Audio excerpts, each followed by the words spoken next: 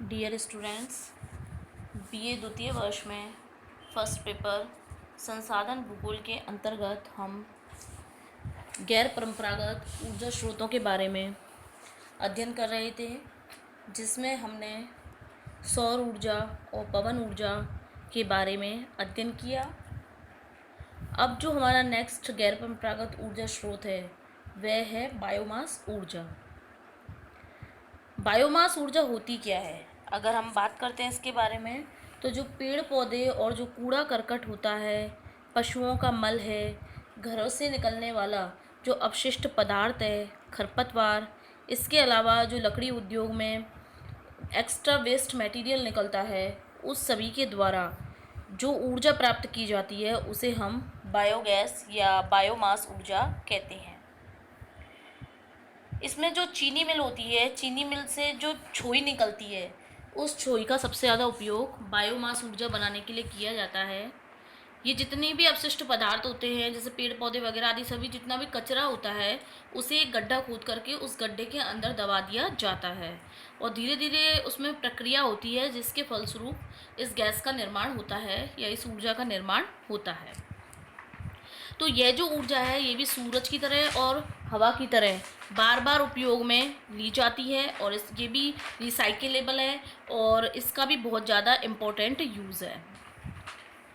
वर्तमान समय में बायोमास से जो बायोगैस है और बायोडीजल है, दोनों ही चीज़ें ऊर्जा उत्पादन करने के लिए एक प्रमुख साधन बन गए हैं।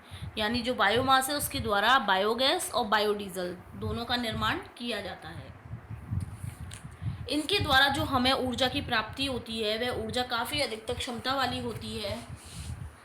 अगर हम बात करते हैं तो आज के समय में भी लोग गांव में गोबर के जो उपले होते हैं उन्हें चूल्हे में जलाकर खाना पकाते हैं, लेकिन ये जो गोबर है उसका बायोगैस के रूप में प्रयोग किए जाने से न केवल जो उच्च स्तर की ऊर्जा है वो हमें प्राप्त होती है, बल्कि प्रतिवर्ष जो 13 करोड़ टन बहुमूल्य इम्पोर्टेंट लकड़ी जो होती है वो यूज़ में ली जाती है, उसे वैसे ही बर्बाद होने से बचाया जा सकता है। यानी कि ये वन संरक्षण को भी प्रोत्साहन देता है। बायोगैस के माध्यम से जो वन संरक्षण है उसको बढ़ावा मिलता है। जो लकड़ी ईंधन के रूप में प्रयोग में ली जाती है उसमें काफ़ी हद तक कटौती की जाती है। विश्व के कई देश ऐसे हैं जिनमें बायोगैस के द्वारा रसोई गैस और इसके साथ साथ कृषि के लिए जो खाद होता है उसका उत्पादन भी होता है। इसके अलावा विद्युत, इन 3 यूज़ के लिए जो है वो बायोमास ऊर्जा का उपयोग किया जाता है। बायोगैस वाले जो चूल्हे होते हैं वो धुएं रहित होते हैं और वातावरण को स्वच्छ बनाने में बहुत ही ज़्यादा मदद करते हैं। एक गोबर गैस संयंत्र को बनाने के लिए हमें 2-3 गायों की भैंसों की ज़रूरत पड़ती है। जो केंद्र सरकार है वो राज्य सरकारों के द्वारा जो बायोगैस संयंत्र है उसे लगाने के लिए सुविधाएं प्रदान कर रही है। इसके अलावा इस दिशा में 1981-82 में national project for biogas development की स्थापना की गई थी। अगर हम गोबर गैस की बात करें तो इसमें 70% होती है मीथेन। इसका उपयोग करते हैं हम एलपीजी के रूप में, जो हमारी घरेलू गैस आती है। इसके बाद 1988 में उन्नत चूल्हा अभियान चलाया गया और बायोगैस संयंत्र को स्थापित करने के लिए पूरे देश भर में नई नई जो फैसिलिटीज़ हैं वो स्टार्ट की गई थी। शहरों के साथ साथ अब गांवों में भी जो बायोगैस है उसका अधिकांश रूप में प्रयोग किया जा रहा है। इसके अलावा बायोगैस के साथ साथ बायोडीज़ल जो है वो उसको भी गैर परंपरागत ऊर्जा स्रोत का एक अच्छा विकल्प मानते हैं। तो इस तरीके से जो बायोमास ऊर्जा होती है वो जितने भी अपशिष्ट पदार्थ हैं उनके माध्यम से उत्पन्न की जाती है, जिसके अंतर्गत 2 तरह के तत्व होते हैं, बायोगैस और बायोडीज़ल। दोनों के ही द्वारा जो ऊर्जा है उसका एक अच्छा यूज़ किया जाता है। सरकार भी इस बायोमास ऊर्जा को और अधिक संपन्न बनाने के लिए और अधिक इसके यूज़ को बढ़ाने के लिए दिन प्रतिदिन जो है वो नए अभियान और कार्यक्रम चला रही है। बायोमास ऊर्जा के बाद में जो नेक्स्ट हमारा स्रोत है वह है भूतापीय ऊर्जा। भूतापीय ऊर्जा का मतलब है जो हमारी पृथ्वी है उस पृथ्वी के अंदर जैसे जैसे हम गहराई में जाते जाएंगे वैसे वैसे अनेक चट्टानों पर, अनेक स्थानों पर ऐसी चट्टानें मिलती हैं जिनके नीचे उच्च स्तरीय ताप पाया जाता है। ये जो ताप होता है, इस ताप के कारण धरातल के अंदर से गर्म पानी के स्रोत निकलते हैं या फिर ज्वालामुखी के रूप में लावा बाहर निकलता है। तो इसके द्वारा जो ऊर्जा प्राप्त होती है, मतलब ये जो ताप है इसके द्वारा जो हम ऊर्जा प्राप्त करेंगे उसे हम भूतापीय ऊर्जा कहते हैं। तो धरातल के अंदर जो भूतापीय शक्ति है वो अलग अलग स्थानों पर विद्यमान रहती है। जैसा आपने देखा है ज्वालामुखी या गर्म पानी के स्रोत वगैरह निकलते हैं, तो उन स्थानों पर जो धरती के अंदर ताप है वो काफ़ी हद तक है। अगर इसके उपयोग की बात करें तो आइसलैंड में इस प्रकार की शक्ति का यूज़ किया जाता है घरेलू कार्यों में। इटली में एक ला डेरेलो नाम का केंद्र स्थापित किया गया है जो कि भूशक्ति का केंद्र है। कैलिफोर्निया में भी 9 बड़े प्लांट भूतापीय शक्ति के लगाए गए हैं। कैलिफोर्निया पूरे विश्व की जो ऊर्जा है उसका भूतापीय ऊर्जा का 50% उत्पादित करता है। इसके अलावा अगर हम बात करें तो संयुक्त राज्य अमेरिका है, इंडोनेशिया, पूर्वी अफ्रीका, फिलीपींस आदि अनेक स्थानों पर भूतापीय ऊर्जा का निर्माण किया जा रहा है, उत्पादन किया जा रहा है। हमारी जो पृथ्वी है उस पर सूर्य से जो ऊर्जा की प्राप्ति होती है वो चुंबकीय विकिरण के रूप में संचित रहती है, और विकिरण की शक्ति जो होती है उसके स्रोत होते हैं सदृश्य प्रकाश। लेकिन कई प्राकृतिक कारण ऐसे होते हैं जिसके कारण जो सूर्य से आने वाली रोशनी है यानी जो विकिरण है वो पूरी तरह पृथ्वी पर नहीं पहुंचते, जिससे कि पृथ्वी पर पूर्ण ताप की प्राप्ति नहीं होती।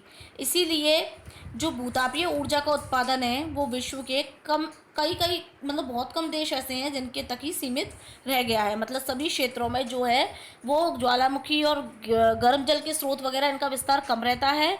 तो जो भूतापीय ऊर्जा है वो विश्व के जो कुछ एक ही क्षेत्र हैं उनमें ही विकसित है। संपूर्ण देश में या संपूर्ण विश्वों में यह उत्पादित नहीं की जाती है। भूतापीय ऊर्जा के बाद जो अगला हमारा गैर परंपरागत ऊर्जा स्रोत है उसके बारे में हम बात करते हैं। तो इसके अंतर्गत जो हमारा स्रोत आता है वो आता है जल ऊर्जा। जल ऊर्जा के अंतर्गत अगर हम बात करते हैं तो जल ऊर्जा का मतलब है जल के द्वारा जो जल विद्युत पैदा की जाती है उसको हम जल ऊर्जा कहते हैं। हमारे विश्व में जो नदियां हैं उन नदियों पर पनबिजली और बांध तथा समुद्र में जो ज्वार भाटे होते हैं उनको हम गैर परंपरागत ऊर्जा स्रोतों के रूप में यूज़ करते हैं। एशियाई देशों में जो चीन है वो जल विद्युत के उत्पादन में उसके विकास में अग्रणी क्षेत्र है। भारत में भी जो पनबिजली संयंत्र है वो प्राचीन समय से ही चले आ रहे हैं, और वर्तमान में जो लघु जल ऊर्जा संयंत्र हैं उसके माध्यम से हमारे देश में लगभग 4000 मेगावाट तक बिजली का उत्पादन किया जा रहा है। जैसे कि भाखड़ा नांगल परियोजना, दामोदर घाटी, चंबल घाटी, हीराकुंड आदि विभिन्न परियोजनाएं हैं जिनके माध्यम से जल विद्युत का उत्पादन किया जा रहा है। इसमें क्या होता है, जो पनबिजली का निर्माण होता है इसमें बांध होते हैं, बांध बनाए जाते हैं, और बांधों में जो नदियों का जल होता है उसके प्रवाह को रोका जाता है और तेज़ धारा के साथ में ऊपर से नीचे जल जो है वो गिराया जाता है। फिर उसके माध्यम से जो ऊर्जा उत्पन्न होती है उसको हम विद्युत उत्पादन में यूज़ करते हैं। समुद्रों में जो ऊर्जा होती है वो दो रूपों में पाई जाती है। एक तो सूर्य से जो प्राप्त होती है हमें तापीय ऊर्जा, और दूसरा जो समुद्री लहर या ज्वार भाटों के द्वारा ऊर्जा जो उत्पन्न होती है उसे हम बोलते हैं यांत्रिक ऊर्जा।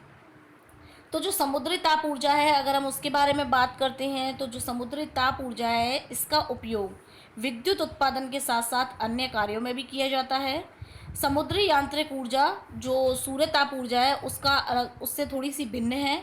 इसके अलावा जो समुद्री लहर और ज्वार भाटे हैं उनके निर्माण में हवा और जो चंद्रमा होता है उसका आकर्षण होता है। तो समुद्री तूफान से जो विद्युत उत्पादन करते हैं उसके लिए सबसे पहले क्या बनाए जाते हैं, डैम बनाए जाते हैं।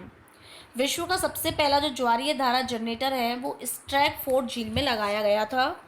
भारत में भी कच्छ, हुगली, कैम्बे के जो तट हैं उसमें जो ज्वार भाटे उत्पन्न होते हैं उठते हैं उनसे लगभग 5000 किलोवाट ऊर्जा की प्राप्ति की जाती है। जो ज्वारीय शक्ति होती है यानी कि जो ज्वार भाटे उत्पन्न होते हैं उनके माध्यम से फ्रांस और जर्मनी दो देश ऐसे हैं जहाँ सबसे ज़्यादा विद्युत का उत्पादन किया जाता है। वर्तमान में जो फ्रांस है उसका तटवर्ती क्षेत्र है उसमें सेंट मालो है जो संसार का सबसे बड़ा ज्वारीय शक्ति का केंद्र है। तो इस तरीके से जो समुद्र की लहरें होती हैं उन लहरों को उन लहरों की जो ऊर्जा होती है उस ऊर्जा का उपयोग भी विद्युत उत्पादन में या ऊर्जा स्रोत के रूप में किया जाता है।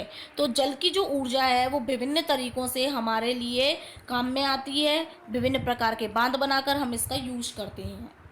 लास्ट जो हमारा गैर परंपरागत ऊर्जा स्रोत है उसके अंतर्गत आता है अणु शक्ति। अणु शक्ति जो है वो वर्तमान में जो गैर परंपरागत ऊर्जा स्रोत है उसमें बहुत ही इम्पोर्टेंट अपना स्थान रखती है, और इसको धीरे धीरे अब परंपरागत ऊर्जा स्रोतों में भी हम सम्मिलित करने लगे हैं। इसका यूज़ होता है घरेलू उपयोग में और उद्योग धंधों में। अगर हम अणु शक्ति के सबसे पहले संयंत्र की बात करें तो ये लगा था 1956 में ब्रिटेन के केल्डर हॉल में।